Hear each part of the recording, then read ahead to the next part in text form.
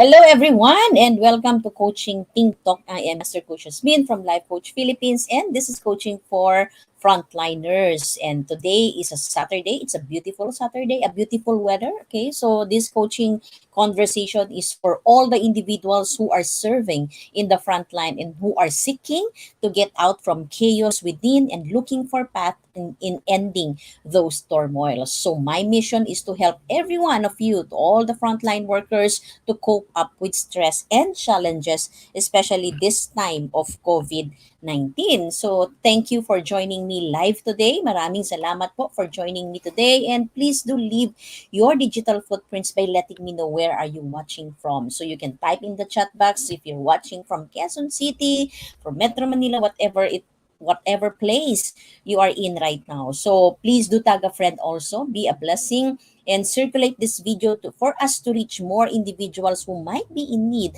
of what I will be sharing today. So I will be sharing today to you the 6 steps process to help release guilt. Yan. So can you relate with that ba? So familiar ka ba sa emotion na guilt? So meron tayong 6 steps today that would help you to release that guilt. Okay? So some of you maybe going on some difficult times and experiencing that guilt into your life right now, you can be free. So there is actually a 6 steps process that would help you to release from that guilt. So you may also give some shout outs to all the people that you wanted to greet and reach out for today na makaka-relate sa topic natin, di ba? So if you're watching this also on a replay para sa ating mga team replay, we would love to know your attendance as well by putting in there hashtag replay. So if there's any question that resonates with you or thought, feel free to reach us out, okay, and connect with us. So right now, I am streaming via Facebook page of Life Coach Philippines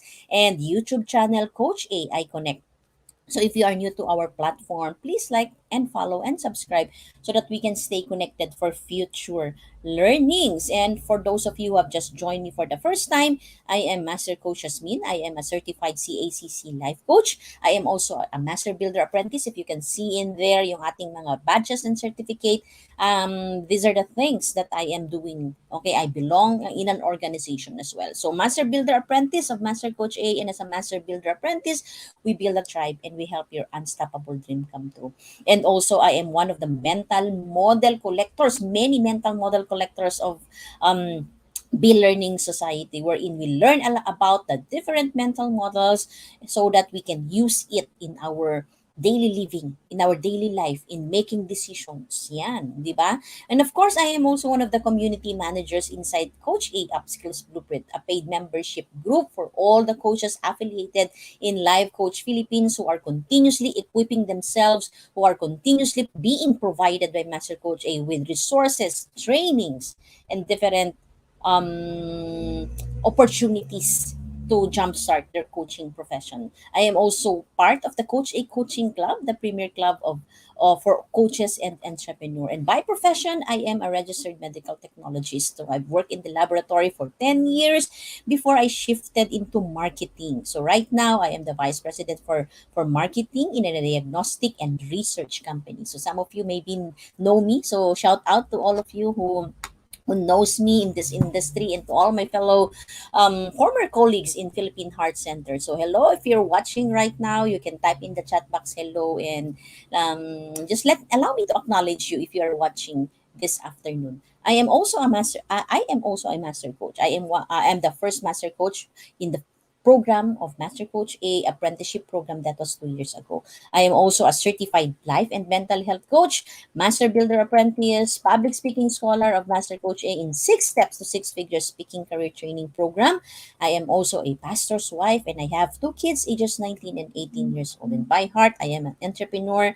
And one of the things that I would love to do one day is to go full time doing coaching, because I believe that coaching will enable individuals the journey from brokenness to wholeness. If there's something that resonates with you, connect with me and let's have a conversation. I am also the founder and creator of Life's Labyrinth Coaching Community. So this coaching community is for you if you are ready to transition right now into your life, in ending your chaos and putting order as a priority in your life. You know what? Sometimes we can play around, go round and round and round. Pero alam mo, darating din yung point in your life that magsasawa ka din into different chaos. You know what? There is hope. There is healing. Your life can start all over again. So join me inside Life's Labyrinth Coaching Community, and let's get back order, okay, into your life, 'di ba? It's possible. So I also have another segment here in Coaching Ting Talk, and that is every Sunday. If this is something also that is you're gearing towards to a God-centered living, join me every Saturday at 4 p.m. And together with my other fellow speakers here in Coaching Ting Talk, we also have another segment sa Decaf Coffee Republic Facebook page, and that is Decaf Coffee Republic Brewing Live. Is it what you nurture that becomes your future? So we give a lot of talks about mental preparedness so that you can prepare for all the challenges that may come along your way. That's part of life already. So one thing that we can do is to prepare for that. So that is in another page, Decaf Coffee Republic Facebook page. Every 12 noon, it's a lunch date, right?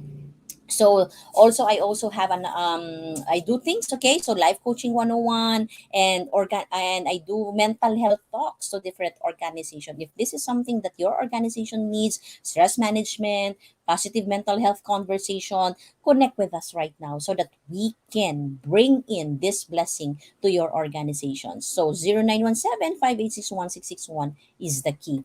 So I encourage you as well this afternoon to bless the people in the digital space by getting at least one aha moment and share it into your timeline and put in there hashtag pack my bag moment and hashtag coaching team talks so that this will be used as a reference. So hashtag pack my bag moment is your nuggets of wisdom, your learnings, your aha moment. So please do share it into your timeline. And of course, not all superheroes wear capes, they wear masks. So to give honor to all the frontliners who are serving in the community, we are giving honor to you by giving you this segment as coaching for frontliners. So if any one of you know a frontliner right now, can you give them some shout out or tag them in the chat box so that they can watch this episode later on after ng duty nila, di ba? So ang modern day heroes natin, ang villain nila is no other than COVID-19. At nakakatuwa, di ba? Because we can see that COVID-19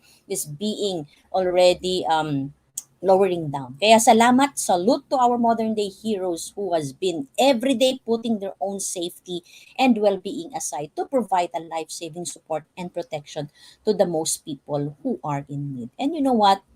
They also go through life challenges, di ba? Kahit that they save people every day, they help people every day go through the challenges since last year. It's almost 2 years already, di ba? But they go through challenges. They go through tough times as well.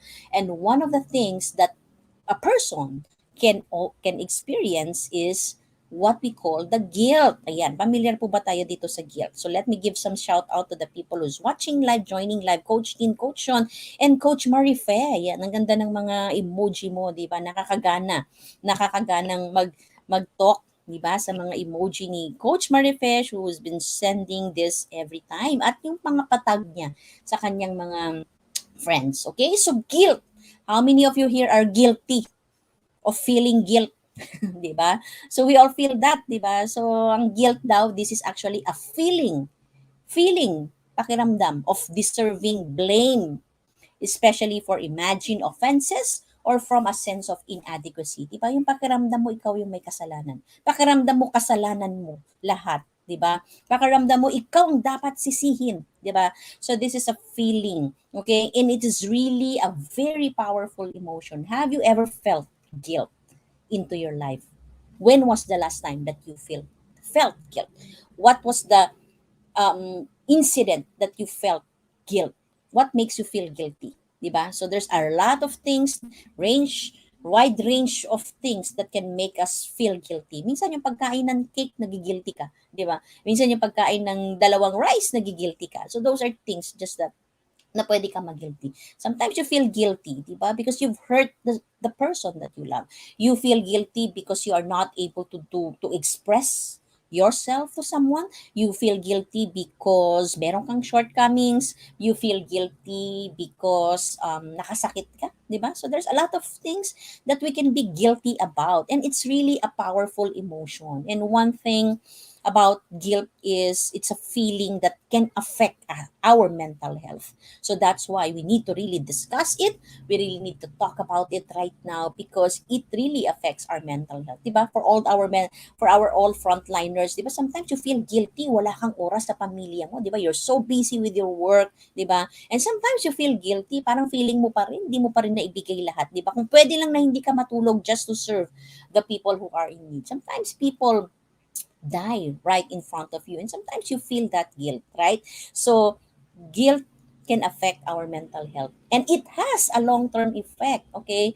And it's a long-term negative effect to our mental health. So that's why we need to really know how to eliminate that feeling of guilt. And the feeling of guilt is actually different or unique from feeling sad or upset.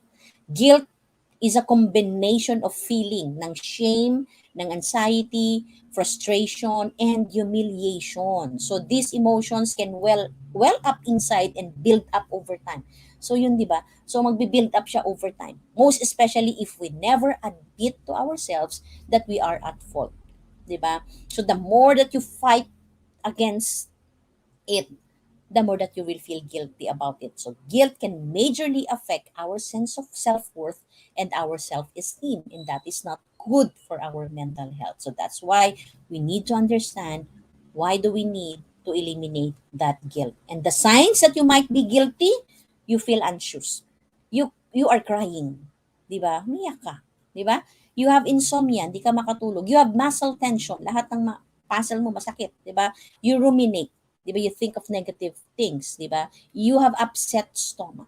You have regret. Marami kang panghihinayang, 'di ba? And you worry a lot. So these are the things, that signs that maybe you may be suffering from guilt. So how many of here do you feel right now? Ilan dyan? Perfect score ka ba?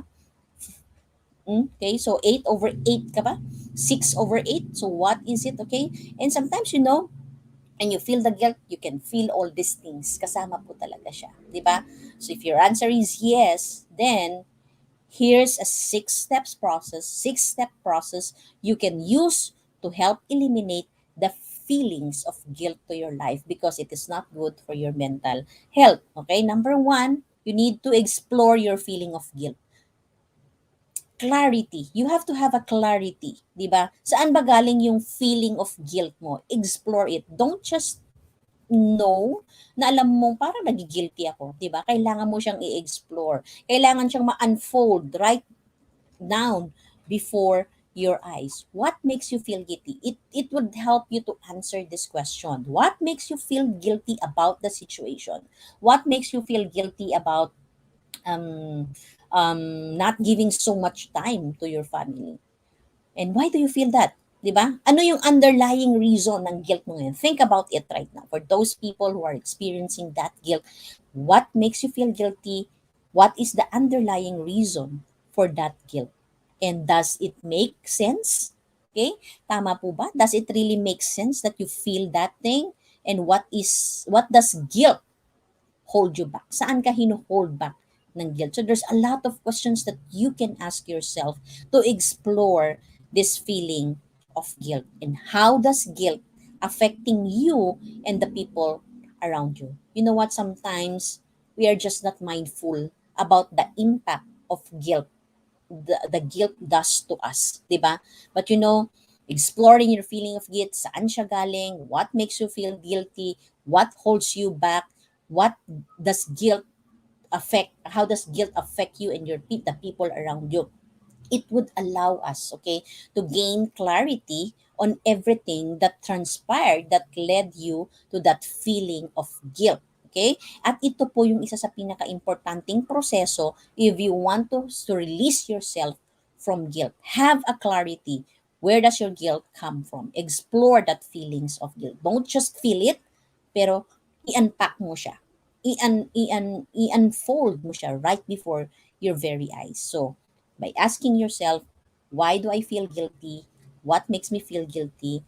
How this guilt is affecting me and the people around me? And is it really reasonable for me to feel guilty about this situation? So yan yung number one na step for you to help yourself release your guilt. Okay?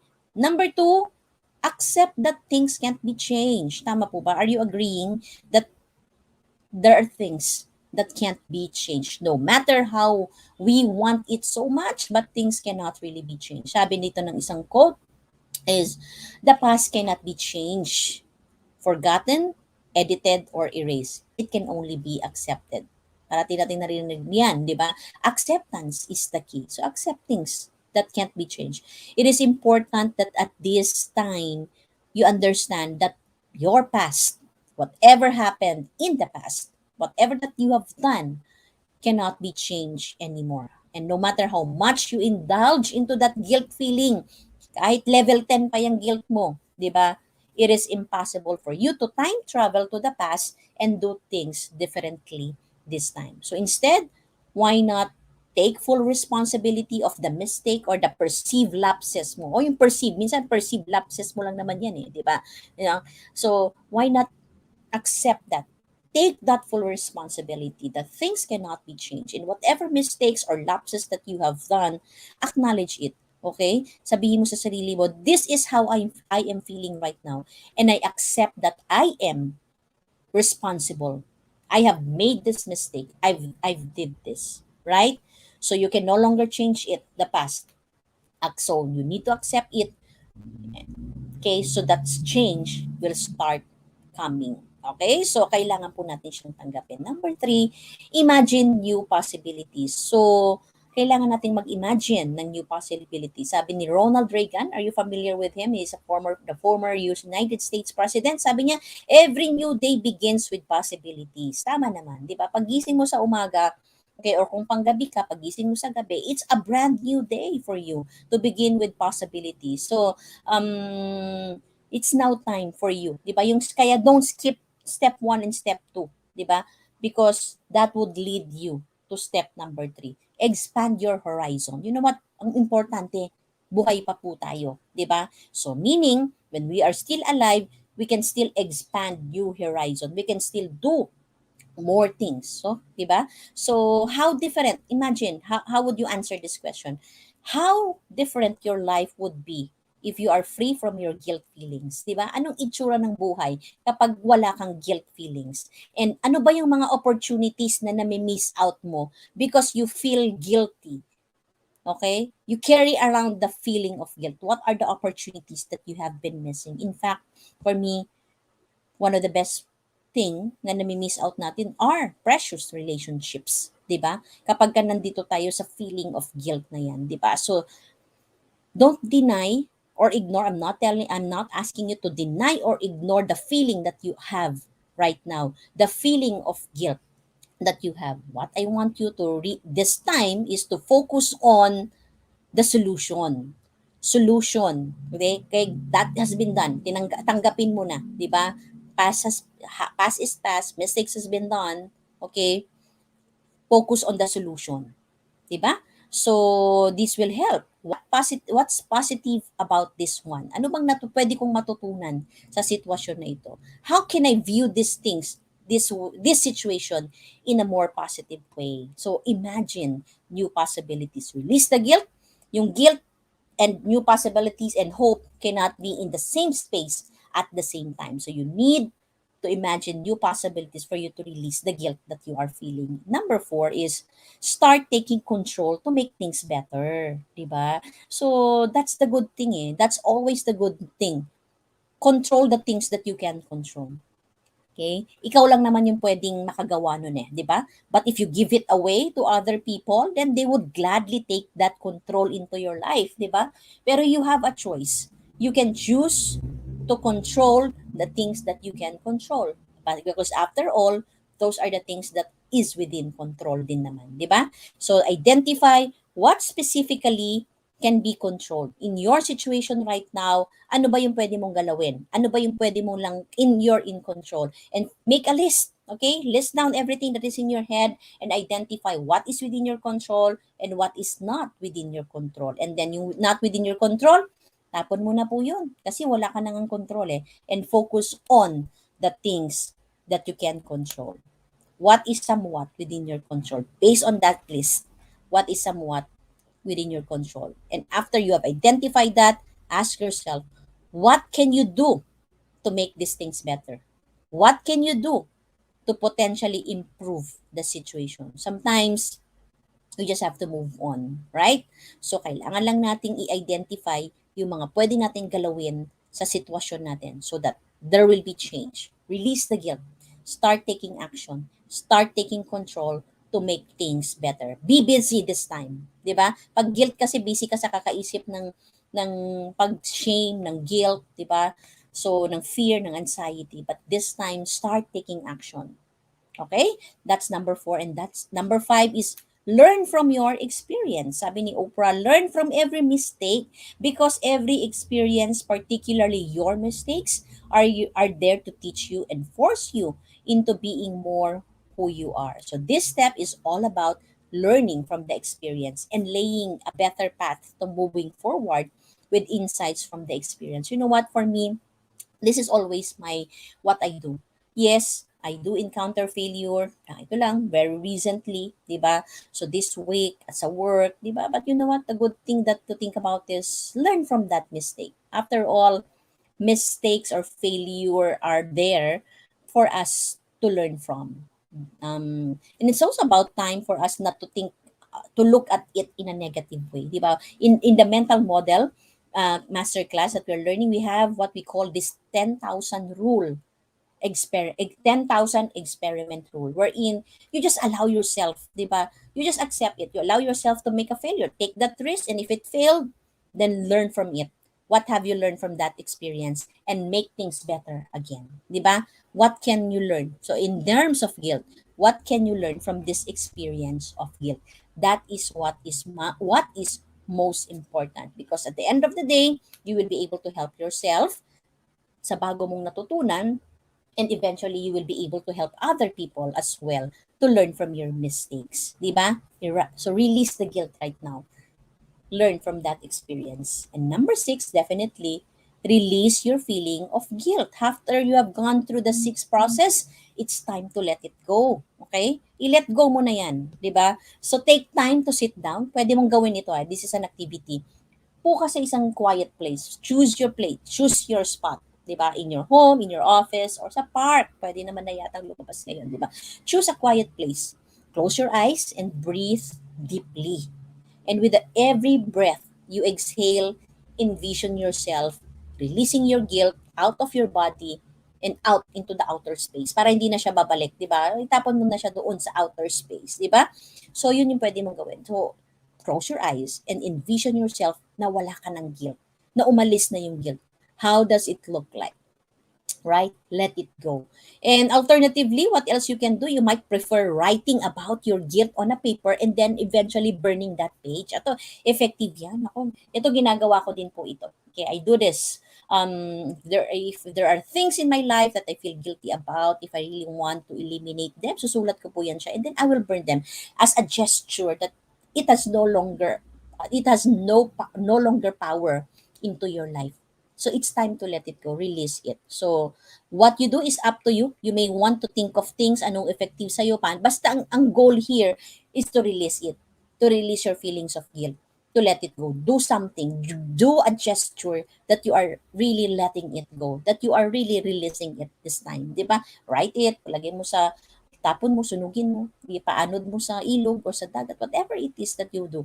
Basta do a thing, do an action that you are releasing your feelings of guilt. And after that, take full responsibility for your life and move forward in a positive way. You know, life is short, life is beautiful. God, every day God is giving you the opportunity to make things work, to make things better, diba? And be a blessing in your space and be a blessing wherever you are because of the things that you have learned from your mistake. At ito po yung tatandaan natin. 3 things that you should never feel guilty about. Changing for the better. Don't feel guilty if you are changing for the better. Di ba? Maraming tao minsan nagagalit sa'yo, ba't nagbago ka na? Di ba? Don't feel guilty about it if you are changing for the better. Number 2, don't feel guilty knowing your worth because you are important, because you are valuable, because you are worthy. And number 3, don't feel guilty about staying true to you. The rest, pag mistake at mali, you can be guilty about. But these 3 things, you should never feel guilty about. So step 1, explore your feelings of guilt. Accept the things that you can change. Number three, imagine new possibilities. Number four, start taking control to make things better and learn from your experience and release your feelings of guilt.